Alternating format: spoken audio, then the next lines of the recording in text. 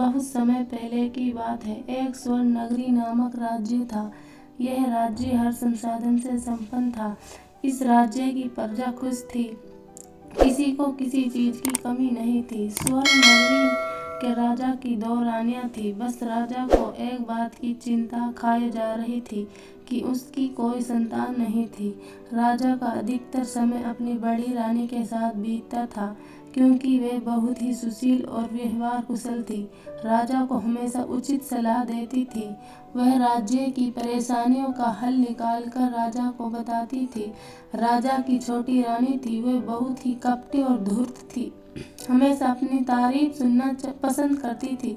छोटी रानी के एक दासी थी जो जादू टोना करना जानती थी और कई लोगों पर उसने इसका प्रयोग करके उनको बर्बाद किया था। दासी यह चाहती थी कि छोटी रानी के किसी तरह से एक संतान हो जाए, जिससे वह राज्य की महारानी बन जाए। इससे दासी को अपनी मनचाही तरीके से राज्य में शासन करने का मौका मिल सके। परंतु दासी अपने उद्देश्य में सफल नहीं हो सकी और उसके मंसूबों में पानी फिर गया। एक दिन राजा अपनी बड़ी रानी के साथ वन विहार को गए थे। वह उन्हें एक सन्यासी मिले। राजा रानी ने सन्यासी का काफी स्वागत सत्कार किया। राजा के इस सेवा से सन्यासी बहुत प्रसन्न हुए और उन्होंने राजा रानी को शीघ्र ही माता पिता बनने का आशीर्वाद दे दिया, जिसे सुनकर राजा रानी अति प्रसन्न हुए और महल वापस आ गए। छोटी रानी को जब ये बात पता चली तो वह दुखी हो उठी। उसने राजा से एक वचन लिया कि जब बड़ी रानी को प्रसव पीड़ा हो तो वह और उसकी दासी ही उनके पास रहेगी, वही सारा कार्य करेंगी। राजा ने छोटी रानी की बात मान ली।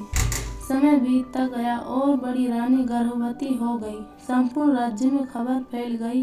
राज्य वेद को निर्धारित किया गया, जिससे रानी का उचित उपचार होता रहे और देखभाल के लिए राजा ने अपने सबसे खास मंत्री की पत्नी को रानी की देखरेख के लिए सुनिश्चित किया। समय बीतने लगा और एक दिन रानी को प्रसव पीड़ा होने लगी। यह खबर राजा तक पहुंचाई गई। छोटी रानी अपनी दासी के साथ वहां पहले ही पहुंच चुकी थी। छोटी रानी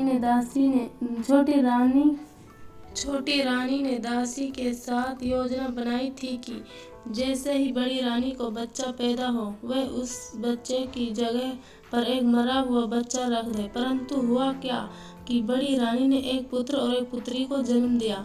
बड़ी रानी बच्चों को जन्म देने के बाद बेहोश हो गई। रानी की बेहोशी का फायदा उठाते हुए दासी दोनों बच्चों को फलों की टोकरी में रखकर महल के बाहर ले गई और अपने गुप्तचर से उन दोनों को खत्म करने को कहा। जब तक वो महल वापस आई, छोटी रानी ने राजा के पास संदेश भिजवाया कि बड़ी रानी ने मरे हुए बच्चे को जन्म दिया है, जिसे सुनकर राजा को बहुत दुख हुआ और पूरे महल में शोक का माहौल बन गया। बड़ी रानी को होश आने पर बताया गया कि उसका बच्चा पैदा होते ही मर गया। यह सुनकर रानी को विश्वास नहीं हुआ। उसे सदमा लग गया। वह न किसी से बात करती थी, न ही सही से खाती पीती थी।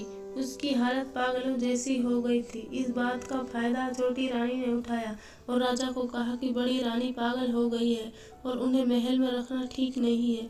वे किसी को भी हानि पहुंचा सकती है, इसलिए बड़ी रानी को बंदी गृह में रखा जाए और वह उनका उपचार वहीं करवाती रहेगी। बड़ी रानी को बंदी गृह में डाल दिया गया और उपचार के नाम पर तरह तरह की यातनाएं दी जाने लगी। खाने के नाम पर उन्हें चोकर की रोटी और नारियल के खोपरे में पानी दिया जाता था। कुछ समय बाद राजा भी अपने राजकीय कार्य में तल्लीन हो गए और छोटी रानी को अपना प्रमुख सलाहकार बना दिया और राज्य के सभी कार्यों की जिम्मेदारी रानी को दे दी। अब तो पूरे राज्य पर जैसे छोटी रानी का ही राज्य था।